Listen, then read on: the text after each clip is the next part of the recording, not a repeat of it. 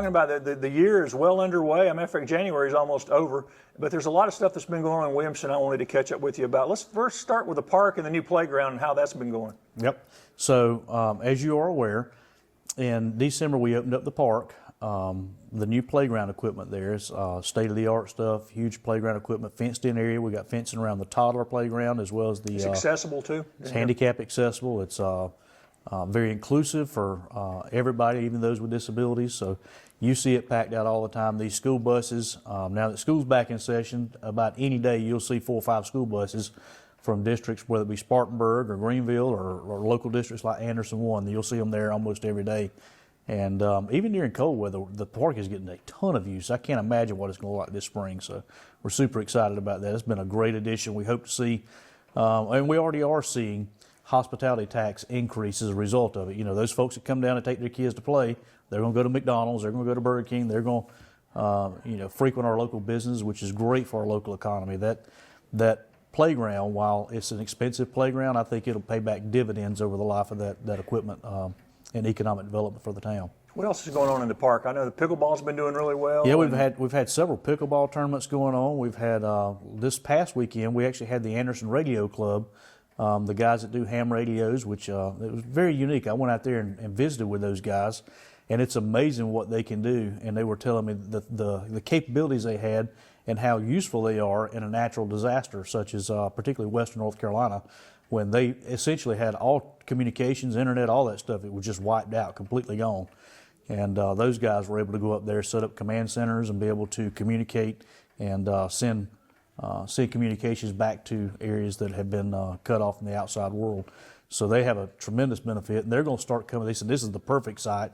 They were able to interact with kids, with parents this weekend, and show them what they do and get people interested in the ham radio. It interested me. I'll probably show up next year and maybe be an active participant. But that went on Saturday and Sunday this past weekend. Anything else planned for the park this year? You've done a lot of upgrades over there. So we're still looking at some more upgrades. Stay tuned, some things to come. We got our gazebo finished up over by Bojangles in the Pocket Park. That's going to be a nice little eating area and kind of a focal point as you come into town. You see that gazebo that's modeled and designed after the original gazebo currently that's over the spring. That thing dates back to the 1800s. So very nice, architecturally pleasing. And functional space that, if you go to Bojangles and grab a biscuit, you can sit out there and enjoy in that gazebo. So that went up. We've got a lot of events this coming up. If you want me to, I can go over at least the ones that cover the spring. In February, the 15th, we have Envision Williamston. We'll have bingo here at Town Hall.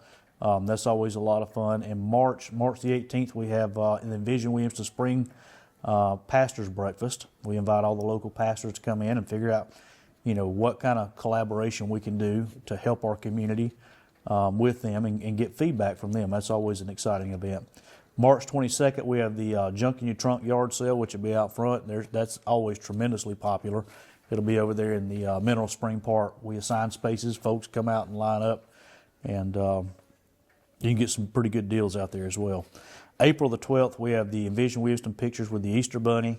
From 12 to 2, and then we have the Rock the Springs concert that evening from 6 to 9, and then we have the Working on Williamston Town Cleanup Day. That's where the community gets together, and we do things like pick up trash, mulch flower beds, and get things spruced up for the spring and summertime. In May, the 22nd and 23rd, we have the Spring Water Festival. Here's the kicker. This is important. Our Spring Water Festival, which is our premier festival that dates back decades, for the first time, will actually be in the spring, not in August. The fourth Saturday in August has always been the fourth Saturday in August when it's about 108 degrees. I'm not I believe in global warming, global cooling, and all that good stuff, but in August, you definitely believe in global warming. Bringing that to the spring, I think, will be very, very helpful in having a great turnout and a more pleasant experience. So that'll be May the 2nd and 3rd this year. And also on the 3rd, we have the Cinco de Mayo event and concert. We usually have a piñata and all sorts of Latin music, stuff like that going on in the park as well. And then on the 16th, we have our Masonic Lodge annual Pig in the Park and then a Pig in the Park concert on the 16th, and then Pig in the Park actually happens on the 17th. So that'll be a 2-day event this year. And then on the 22nd and 23rd, we have the Envision Williamston Camping Creekside event. So a lot of things are happening in May. Obviously, we get some really, really nice weather here in the upstate during May, so we cram quite a few events in there. So a lot of things going on that we'll pick up later to cover June through the rest of the year, but I think that's enough to digest at least for a little while. Well, and not just the park, but right across the bridge from the park, you've got the Big Creek Station stuff. Tell me about that. So Big Creek Station, if you remember, that was a project that we started. We were working with Big Creek Station LLC. That's actually contractors and architect that formed that company. The same folks that were involved in Hampton Station downtown Greenville. They're modeling very similar to the layout and the style that they had at Hampton Station, which obviously was very successful. They're bringing a like style of space called Big Creek Station. It takes advantage of our old water plant. That was decommissioned in the early 2000s, and so it sat vacant. It was a problem with vandalism, and all sorts of issues that we had. That property has been transferred over to them. They currently have heavy machinery out there now doing that layout and design. It initially will not have a anchor tenant. It will be more like a Gather Greenville.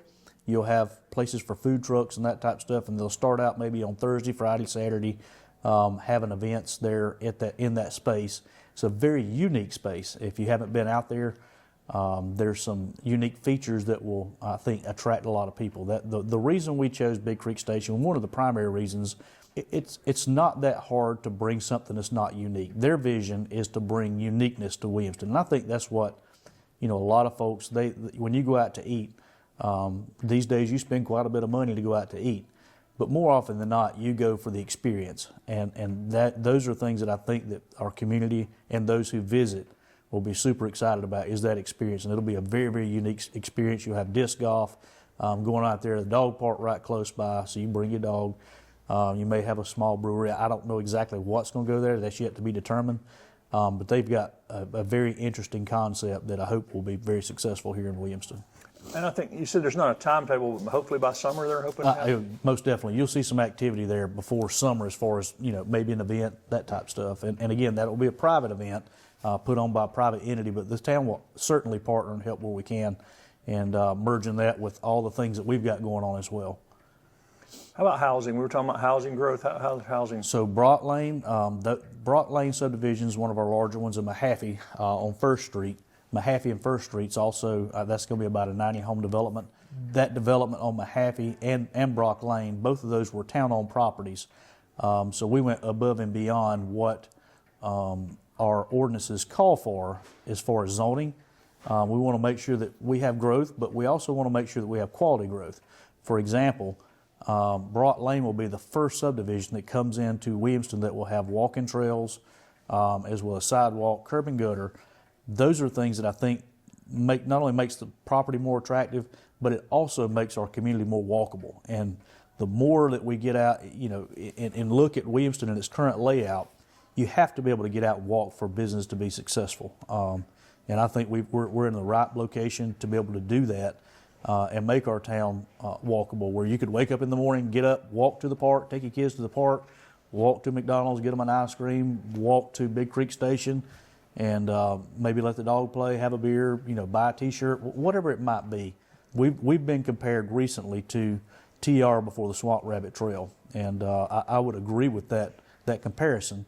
We're setting the stage for those things to come to fruition, and I expect this year you're going to see some pretty major changes. Speaking of our walking trail, 2 years in the making, we've had an extension. We had the feds get involved, the Corps of Engineers, and some permitting and wetland delineations and that type of stuff. All of that got wrapped up last month, and the project is through Alliance Construction, or Alliance Engineering rather.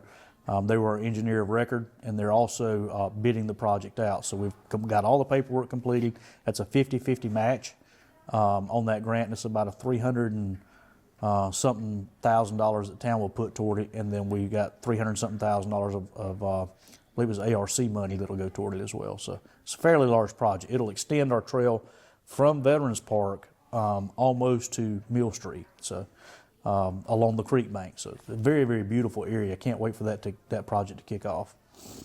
Any other movement? You know, we talked about before long-term having a trail that connected Pelzer, West Pelzer, and Williamston. Any other movement on that? So we got to get this one out of the way first. And Greg, I'm telling you, it's frustrating because you wouldn't think that laying a 10-foot piece of concrete stretched out along a current existing pathway would be difficult, but some of the permitting is quite aggravating, especially when you use grant funding. You've got to go through that thing, and just be honest, there's no way the town could afford to do that in and of ourselves. We depend on our partners, whether it be state, federal, and sometimes even private money to make those things happen and come to fruition. So my objective is to try to leverage what few dollars that the town has as much as possible with those other entities and our partners to make that come to fruition, and it just makes it a little bit slower than what I would like. As a business owner, I can get up in the morning, snap my fingers, and make things happen if I got the money in my pocket. Not quite the case in government, unfortunately. How about new businesses? I know you said there were some that you were working on you can't talk about yet. What's the news business here in the first half of the year? So we had one that it comes to mind. It'll be a retail business that we're in the final stages of that business. Baseline Development is the developer. They came to council last night at a work session via a Teams call. To wrap up, we will be voting to annex a parcel of land into the city, as well as a contractual agreement with that company and the current owners for that annexation. Once that annexation takes place, we're pretty comfortable there'll be a retail business that'll also be located in town limits of Williamston, but right as it stands now, that property is currently just on the outskirts toward Pelzer. Once we make that annexation final, that will take Williamston city limits and Pelzer city limits and make us actually touch one another right around the Goodwill and Courtney Street area.